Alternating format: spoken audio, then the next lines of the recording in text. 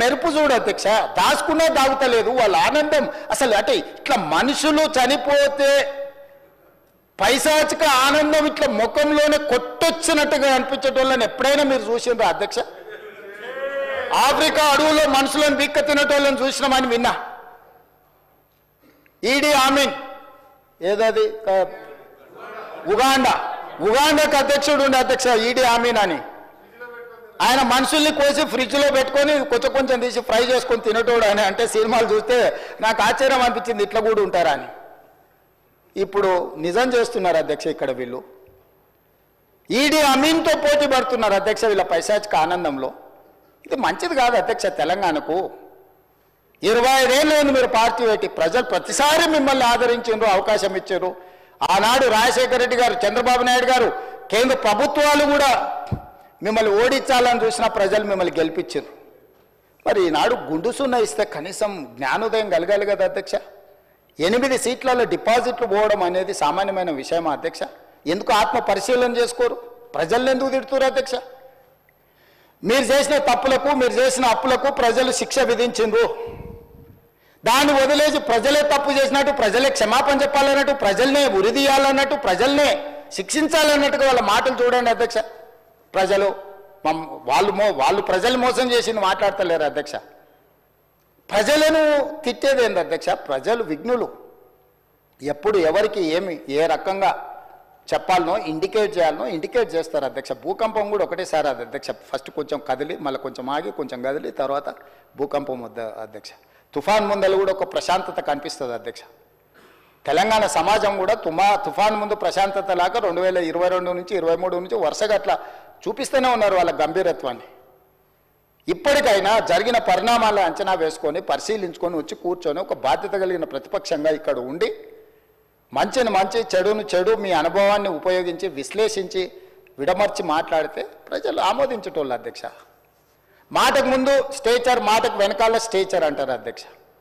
మీ stature పట్ల ఉన్న మీ ఆలోచన, మీ పట్టింపు ఈ స్టేట్ ఫ్యూచర్ పట్ల లేదా అధ్యక్ష? నేను అడుగుతున్నా, ఈ స్టేట్ ఫ్యూచర్ వద్దా? ఈ స్టేట్ ఫ్యూచర్ వద్దా? మీ స్టేచర్ గురించే మీ తాపత్రయమా? ఒకనాడు మీరు అధికారంలో ఉన్నారు, మీ పార్టీకి అధికార పార్టీగా స్టేచర్ ఉండే. 2023 డిసెంబర్ 3 తారీఖు నాడు అధికారం నుంచి ప్రధాన ప్రతిపక్ష పార్టీ స్టేచర్ ఇచ్చారు. ప్రతిపక్ష పార్టీ స్టేచర్ అది మీ పార్టీకి. 2024 మే జూన్లో పార్లమెంట్ జరిగింది, గుండు సున్నా ఇచ్చిండ్రు, మీ పార్టీని మార్చరీకి పంపించారు. నేనేం తప్పు మాట్లాడినా అధ్యక్ష? ఏమన్నా నేను? ఆనాడు మీరు అధికారంలో ఉన్నారు, స్టేచర్ ఉండే, తర్వాత ప్రతిపక్షం స్టేచర్ పడిపోయింది, ఆ తర్వాత గుండు సున్నా వచ్చి 8 డిపాజిట్లు పోయినాక మార్చరీలకు పోయిందని అన్న అధ్యక్ష. నేనేమన్నా అధ్యక్ష? అందులో తప్పేముంది అధ్యక్ష? బీఆర్ఎస్ ఈరోజు మార్చరీలో ఉందని నేను చెప్పిన అధ్యక్ష. దాన్ని ఒక వ్యక్తిని అన్నట్టుగాను, పెద్ద ఆయన్ని చంద్రశేఖరరావు గారు నేను అన్నట్టుగా హరీష్ రావు గారు, కేటీఆర్ గారు చిత్రీకరిస్తున్నారు అధ్యక్ష. అంత కుత్సిత స్వభావం నాకు లేదు అధ్యక్ష. చంద్రశేఖరరావు గారి దగ్గర ఉన్న కుర్చీని 4 కోట్ల తెలంగాణ ప్రజలు గుంజుకొని నన్ను తెచ్చి ఇక్కడ కూర్చోబెట్టారు అధ్యక్ష. ఇంకేముంది అధ్యక్ష చంద్రశేఖరరావు గారి దగ్గర నేను తీసుకోవడానికి? వారి దగ్గర ఉన్న ప్రధాన ప్రతిపక్ష హోదా. ఆ ప్రధాన ప్రతిపక్ష హోదా ఎవరికి కావాలి అధ్యక్ష? అయితే హరీష్ రావు గారు కావాలి, లేకపోతే కేటీఆర్ కావాలి. అయితే గీతే ఏదైనా కోరుకుంటే జరగరాంది ఏదైనా జరిగితే వాళ్ళిద్దరు ఆ కుర్చీ కోసం పోటీ పడతారు. కానీ నేను ఇక్కడి నుంచి అక్కడికి పోను కదా అధ్యక్ష. నేనెందుకు కోరుకుంటా అధ్యక్ష? ఇది సింపుల్ లాజిక్ కదా అధ్యక్ష. నాకెందుకు ఆపాదిస్తున్నారు అధ్యక్ష అట్లాంటి తప్పుడు మాటలు అన్నిటినీ? నేను అట్లా కోరుకుంటలేను అధ్యక్ష. 100 సంవత్సరాలు ఆయురారోగ్యాలతో చంద్రశేఖరరావు గారు ఉండాలి, వారు ఆ ప్రతిపక్షంలో అట్లనే ఉండాలి, నేను ఇక్కడనే ఉండాలి, వారు సూచనలు చేస్తూనే ఉండాలి, నేను మంచి పరిపాలన అందిస్తూనే ఉండాలి, మా ఆర్థిక మంత్రి గారు మాకు నిధులు అందిస్తూనే ఉండాలి అధ్యక్ష. ఇది మా ఆలోచన అధ్యక్ష, ఇది మా భవిష్యత్ కార్యాచరణ. నేనెందుకు కోరుకుంటా అధ్యక్ష? నాకెందుకు? వాళ్ళు సరిపోను అన్నట్టు మళ్ళీ నేను కావాలా? వాళ్ళ ఇంట్లోనే పోటీలు పడుతారు నలుగురు, ఎవరు అందులోకి రావాలను. మా మిత్రుడు మహేశ్వర్ రెడ్డి గారు కూడా ఉన్నారు. మంచి మనసు ఉంటే మాతో పాటు ఇక్కడ కూర్చుంటాడు, ఈ రోజు కాకపోతే రేపైనా. ఏమున్నది అధ్యక్ష, నాకు మంచి ఫ్రెండే, నేనేం కాదంటలేను అధ్యక్ష.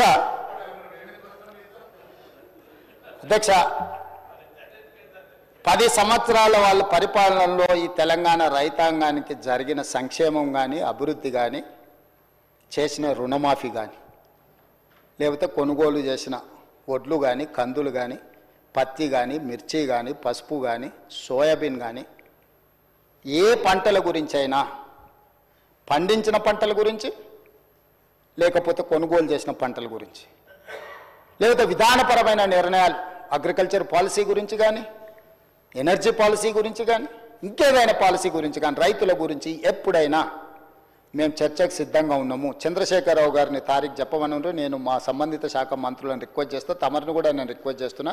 ప్రధాన ప్రతిపక్ష నాయకుడు గారు ఒకవేళ ఏదైనా సూచన చేస్తే any specific discussion on the subject మాకేం అభ్యంతరం లేదు అధ్యక్ష. నేను కూడా మిమ్మల్ని విజ్ఞప్తి చేస్తున్నా, రైతులకు సంబంధించిన దాని మీద